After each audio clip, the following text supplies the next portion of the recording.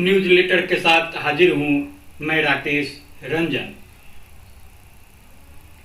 मुझे सत्ता का लोभ रत्ती भर नहीं था, लेकिन आत्मसम्मान पर लगी इस चोट को मैं किसे दिखाता। अपनों द्वारा दिए गए दर्द को कहाँ जाहिर करता। अपमानजनक व्यवहार से भावुक होकर मैं आंसुओं को संभालने में लगा था, लेकिन उन्हें सिर्फ कुर्सी से मतलब था।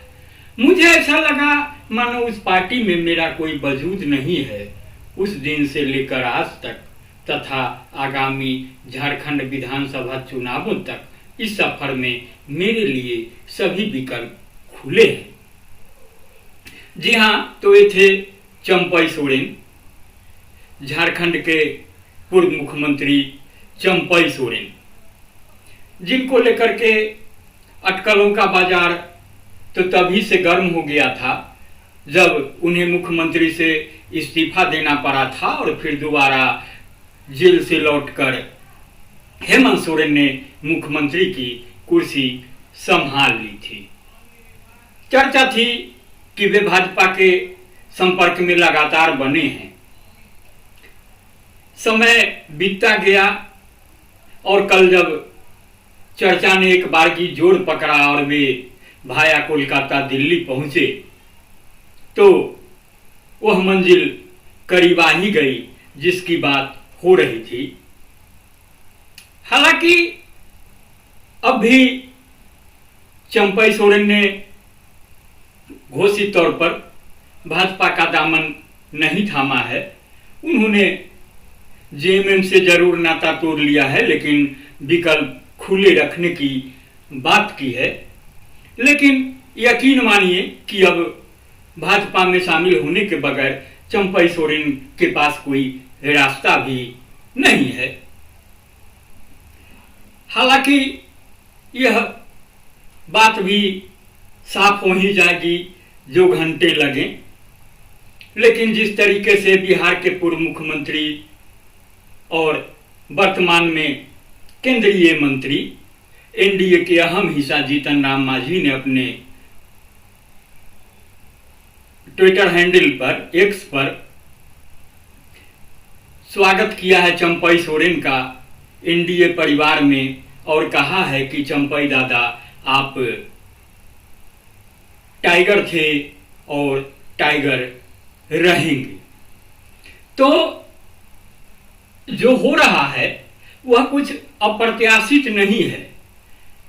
चंपई सोरेन जो इस मंजिल पर पहुंचे हैं, इस मुहाने पर आकर खड़े हैं, उसमें उनके पूर्व प्रेस एडवाइजर धर्मेंद्र चंचल गोस्वामी की भूमिका मुख्य बताई जा रही है। चंचल गोस्वामी को टाटा स्टील ने जमशेदपुर के सबसे पॉश इलाके यूनाइटेड क्लब के पास एक बंगला हाल ही दिया है, जो टाटा स्टील के एमडी के बंगला के बिल्कुल करीब है। चंचल पहले उषा मार्टिन में थे जो अब टाटा स्टील हो चुका है, लेकिन उस लेवल के अफसर नहीं है जिनको नॉर्दर्न टाउन में क्वार्टर दिया जाता है। इस इलाके में टाटा स्टील के बड़े अधिकारियों के आवास हैं।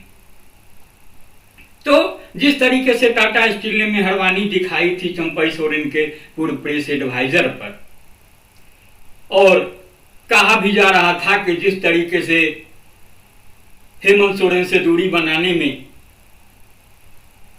चंचल गोस्वामी ने ही मुख्य भूमिका निभाई और उन्होंने चंपई सोरेन को भाजपा के साथ आने के लिए तैयार किया। तो उस समय जिस समय टाटा स्टील ने बंगला अलर्ट किया था चंचल गोस्वामी को, तो कई प्रतिक्रिया भी आई थी कि किसी ने उन्हें छुपा रुस्तम कहा था, तो किसी ने कहा था कि समय महत्वपूर्ण है, व्यक्ति नहीं। किसी ने कहा कि आखिर भविष्य के मुख्यमंत्री हैं चंपई दा, ये तो होना ही था। किसी ने कहा कि यह तो अच्छी पहल है, समर्थ को नहीं दोष गोसाई। इस सिलसिले में एक टिप्पणी गौर करने वाली रही, खास तौर से कि बड़े बड़े मीडिया के लोग, ब्यूरोक्रेट, सत्ता के नजदीकी का लाभ लेने वाले परजीवी राष्ट्रीय स्तर पर भी सरकारी बंगला, विदेश यात्रा, मुफ्त महंगा इलाज का लाभ लेते रहे हैं। हम आम में सभी नंगे हैं। भ्रष्ट व्यवस्था में आज भ्रष्टाचार कोई बड़ा मुद्दा है ही नहीं। तो किसी ने यह भी कहा कि जमशेदपुर के किसी एक नेता का नाम बताइए जो टाटा स्टील के द्वारा उपकृत नहीं है। ये सब जनता को टाटा की जमींदारी की कथा सुनाते हैं और खुद टाटा का ... है। जो भी अपना चरित्र गिराएगा उसे बंगला मिलेगा। तो खैर, जिस तरीके से चंचल गोस्वामी को अहमियत मिली और प्रतिक्रिया भी आपने सुनी ही, तो जाहिर ही था कि लोगों को भी भरोसा हो चला था। और खासकर से जब औद्योगिक घराने होते हैं तो वक्त को बहुत सही तरीके से भांपते हैं, पकड़ते हैं और इस हिसाब से अपना कदम उठाते हैं। तो अब बड़ा सवाल यह है कि चंपई सोरेन ने भले जेएमएम से नाता तोड़ लिया है, अलग होने की बात कही है, यह भी कहा है कि उनके लिए विकल्प खुले हैं, लेकिन सबसे बड़ा सवाल यही पूछा जा रहा है कि चंपई सोरेन बीजेपी ज्वाइन करेंगे या नहीं। करेंगे तो फिर बीजेपी को क्या फायदा होगा, चंपई सोरेन को क्या फायदा होगा, जेएमएम की सेहत पर उसका क्या असर होगा। चुनाव चूंकि सिर पर है तो तमाम जो कुछ हो रहा है उसके पीछे चुनाव ही हैं, चुनाव से संबंधित जोड़ घटाव हैं। तो इसका नफा नुकसान किसे कितना होना है, कैसे होना है, इस पर चर्चा हो रही है। आपको बता दें कि झारखंड के वरिष्ठ पत्रकार हैं, दैनिक अखबार के संपादक रह चुके हैं, आनंद कुमार।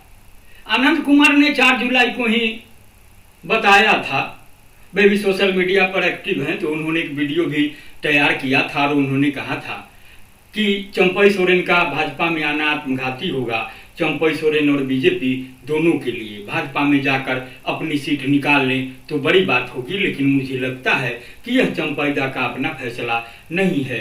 इस फैसले के पीछे या तो ईडी है या सीडी है या फिर दोनों हैं। तो अब बात यहां तक पहुंच गई है, ईडी सीडी की बात है तो क्या है नहीं है। चंपई सोरेन किस दबाव में थे, आखिर पूरा जीवन बिता दिया और जिस तरीके से उनकी छवि थी, कहीं ऐसा नहीं लग रहा था कि कहीं वे आने जाने वाले हैं। हालांकि उन्होंने जेएमएम से नाता तोड़ते हुए अपने मन की पीड़ा भी जताई है। उन्होंने सोशल मीडिया पर, ट्विटर पर जो है अपना पत्र जारी किया है। इस पत्र से भी हम आपको विस्तार से अवगत करा देंगे। तो हर तस्वीर के 2 पहलू होते हैं।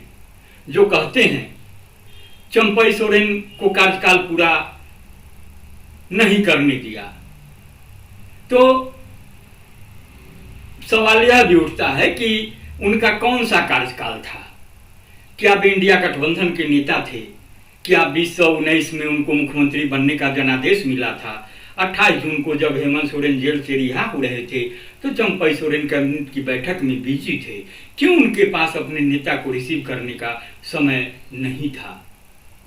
ये तमाम सवाल हैं जो चंपई सोरेन ने जेएमएम से नाता तोड़ते हुए जो पत्र जारी किया है और उसमें जिन जिन बिंदुओं को उठाया हुआ है, तो उसे जुड़ता सवाल है।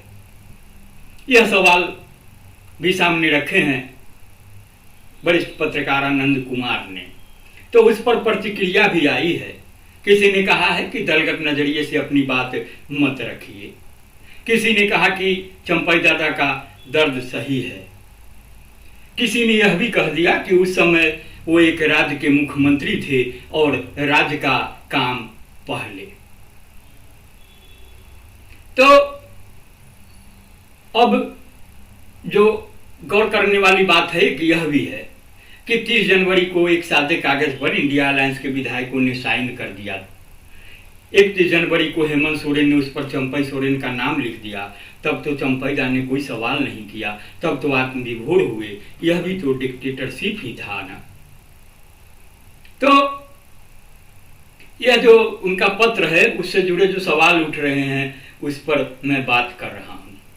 तो अब आगे क्या होने वाला है? जो विकल्प खुले रखे हैं उसमें सबसे बड़ा विकल्प तो भाजपा में शामिल होने का ही माना जा रहा है। तो इस पर वरिष्ठ पत्रकार हैं, जमशेदपुर के भी एक बड़े अखबार में संपादक रह चुके हैं संतोष मानव। उन्होंने कहा है कि होना यह है कि फायदा सिर्फ चंपई सोरेन को ही होगा। चंपई सोरेन फायदे में होंगे, झारखंड के इस उलटफेर से बीजेपी को लाभ कम होगा। समझिए 60-40 का सौदा है। चंपई स्वभाव से सरल हैं तो संभलने में कोई दिक्कत नहीं होगी। उन्होंने बिंदुवार बताया है, चंपई संथाल आदिवासी हैं, 4 माह के सीएम जरूर हैं पर अपने चुनाव क्षेत्र के बाहर उनका वजूद आंशिक है। जनाधार जैसी कोई बात नहीं है। कोल्हान के बाहर पहचान तक का संकट है। संथाल आदिवासी तो नेता शिबू सोरेन, बाबूलाल मरांडी, हेमंत सोरेन, चंपई सोरेन कहीं नहीं है। जिस कोल्हान का टाइगर खुद को कहलवाते हैं, टाइगर वाइगर कुछ नहीं है, हैं भी तो बिना नाखून दांत के। कोल्हान में 3 जिले आते हैं, पूर्वी सिंहभूम, पश्चिम सिंहभूम और सरायकेला। तो कोल्हान में विधानसभा की 14 सीटें हैं। 9 आदिवासियों के लिए, 1 अनुसूचित जाति के लिए आरक्षित है और 4 ओपन है, यानी खुला है, उसमें सामान्य या कोई भी चुनाव लड़ सकता है। इन सीटों में बहरागोड़ा, पूर्वी जमशेदपुर, पश्चिम जमशेदपुर और ईचागढ़ की सीट है। अभी 1 कांग्रेस, 1 निर्दलीय और 2 जेएमएम के पास है। तो जो अनुमान लगाया जा रहा है, चंपई आंशिक असर डाल सकते हैं कोल्हान की सीटों पर वह आंशिक ही होगा। धरती नहीं डोलने जा रही है। चंपई पिछली बार बहुत कम वोटों से जीते थे। बीजेपी कैंडिडेट होंगे तो जीत आसान हो जाएगी। सरायकेला में आदित्यपुर शहर बीजेपी का गढ़ है, वहीं से चंपई को दिक्कत होती है। 2019 में बाल बचे थे, बीजेपी में गए तो जीत 100% तय हो जाएगा। 2005 से लगातार जीत रहे हैं, यानी 4 बार हो गया, 5 बार चुनाव से पहले तय हो जाएगा।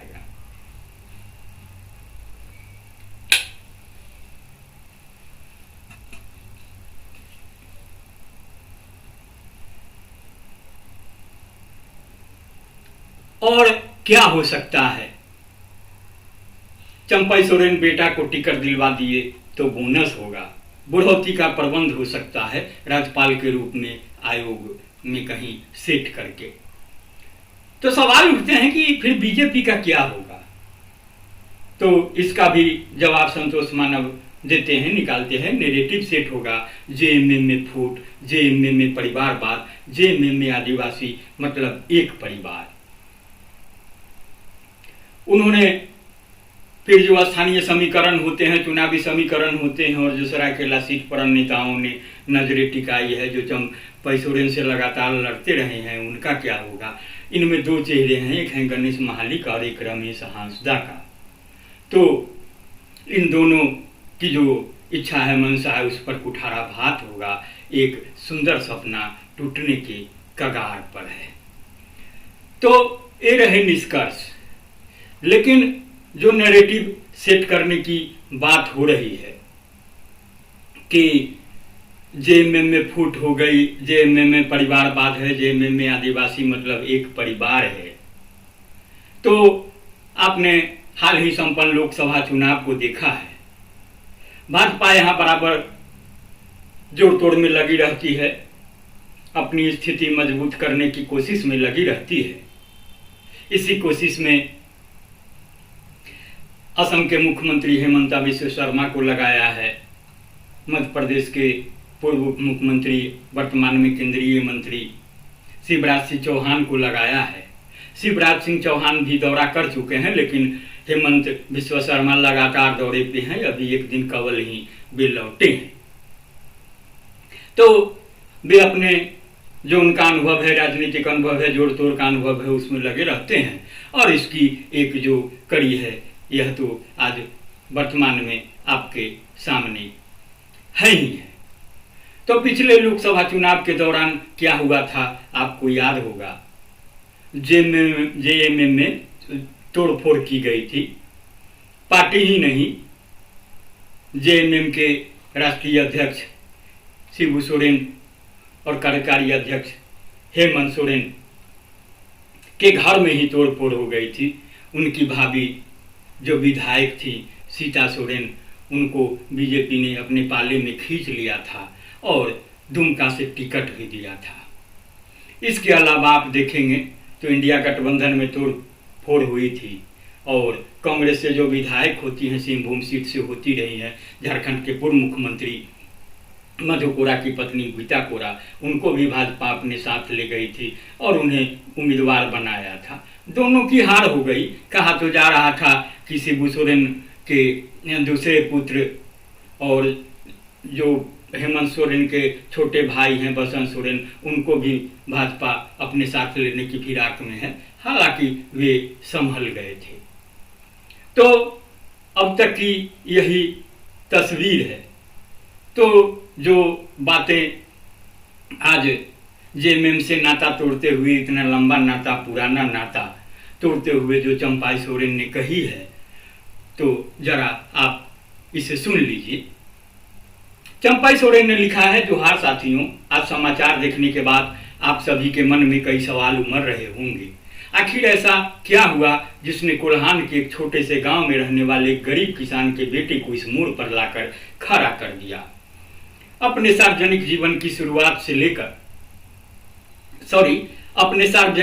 की शुरुआत में औद्योगिक घरानों के खिलाफ मजदूरों की आवाज उठाने से लेकर झारखंड आंदोलन तक मैंने हमेशा जन सरोकार की राजनीति की है।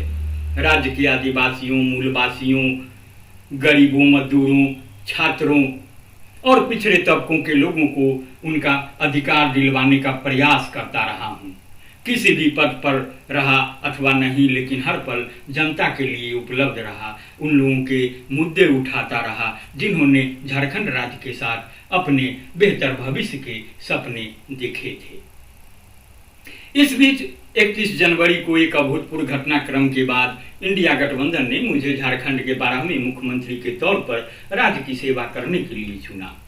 अपने कार्यकाल के पहले दिन से लेकर आखिरी दिन 3 जुलाई तक मैंने पूरी निष्ठा एवं समर्पण के साथ राज्य के प्रति अपने कर्तव्यों का निर्वहन किया।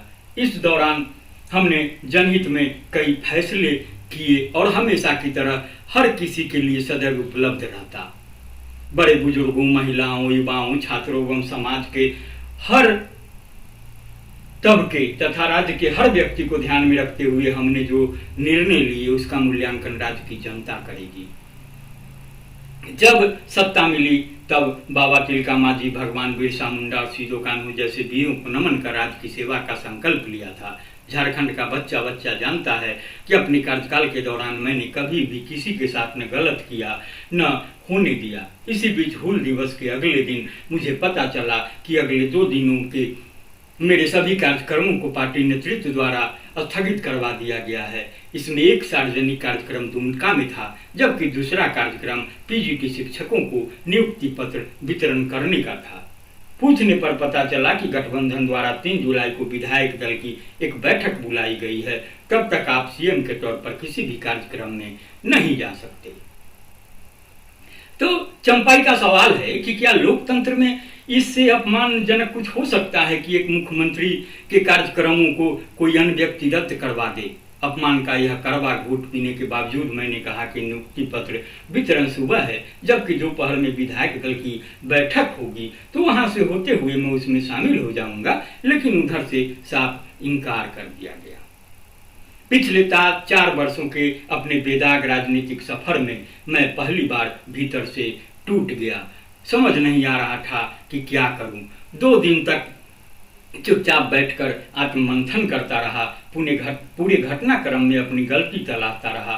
सत्ता का लोभ रत्ती भर नहीं था, लेकिन आत्मसम्मान पर लगी इस चोट को मैं कैसे दिखाता, अपनों द्वारा दिए गए दर्द को कहां जाहिर करता।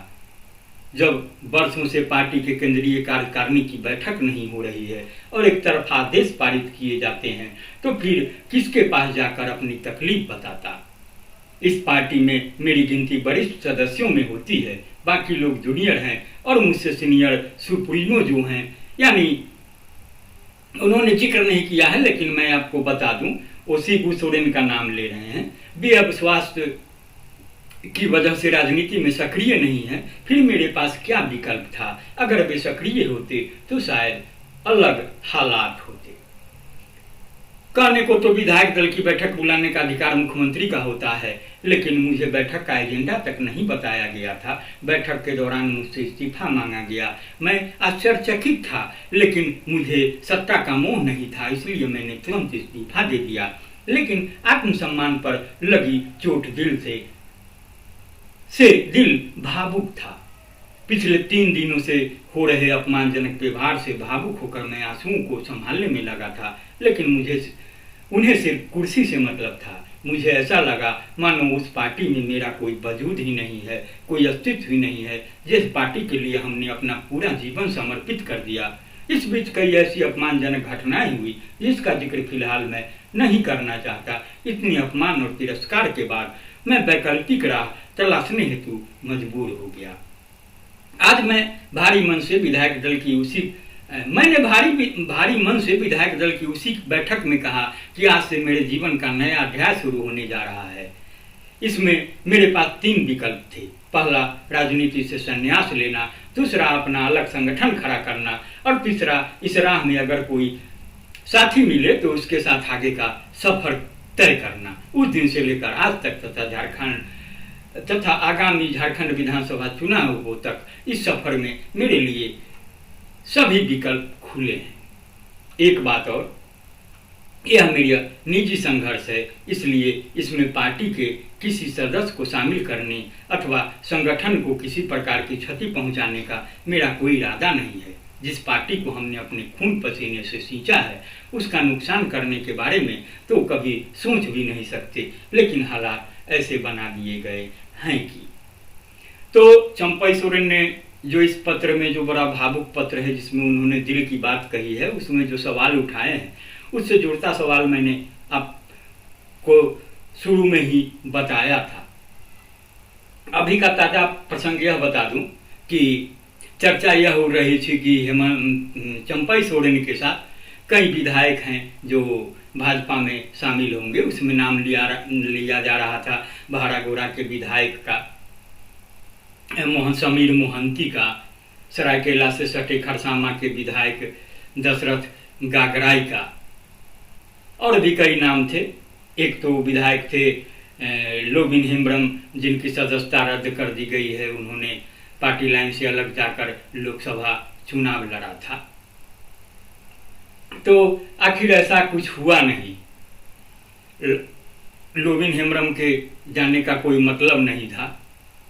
दशरथ गागराई ने बजाबता पत्र जारी कर भाजपा में जाने से या जेएमएम छोड़ने की खबरों को अफवाह बता दिया, खंडन किया। समीर मोहंती से जुड़ी कुछ ऐसी ही बातें रही। तो कुल मिलाकर आज की तारीख में जो अब तक की स्थिति है, उसमें चंपई सोरेन तन्हा है। अब उनके पास जेएमएम में लौटने की सूरत भी नहीं है। तो फिर इंतजार करिए कि चंपई भाजपा के साथ खड़े होते हैं या फिर जो 3 विकल्प की बात कर रहे हैं उसमें से शेष 2 विकल्पों को अपनाते हैं। तो बहरहाल इतना ही। नमस्कार। मेरा आग्रह होगा कि अगर आपने न्यूज़लेटर वितराकेश रंजन को जब सब्सक्राइब नहीं किया है तो सब्सक्राइब भी करेंगे, लाइक करेंगे, शेयर करेंगे। नमस्कार।